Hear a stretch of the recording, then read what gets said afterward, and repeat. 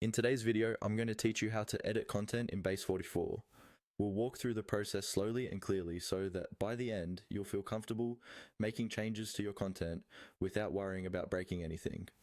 Even if you're new to Base44, don't worry. I'll explain what you're seeing and why each step matters. First, make sure you're logged into your Base44 workspace and that you're on the app or project where your content lives.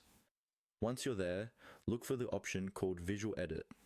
This is usually found in the editor or preview area of your app. Go ahead and click on Visual Edit. The Visual Edit mode is important because it lets you work directly on what your end users will see. Instead of hunting through menus or code, you're interacting with the actual page layout, which makes it easier to understand exactly what you're changing. After Visual Edit loads, you'll see your page or screen as it would appear to your users. Now it's time to select the content you want to change. Move your mouse over the page and hover on the specific text, image, or block you'd like to update. As you move around, you should notice that certain areas get highlighted or outlined. That highlight indicates that the content is selectable. Once you've found the exact piece of content you want to work on, click it to select it.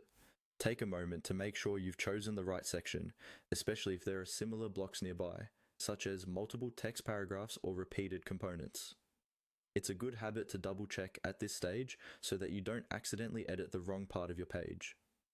After your content is selected, look for an option or button that says Edit Content.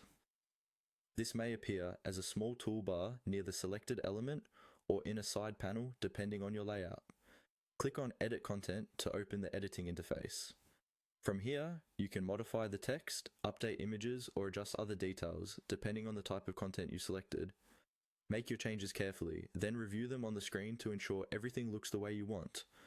When you're done, remember to save or publish your changes according to your team's workflow, and that's the basic process for editing content in Base44 using Visual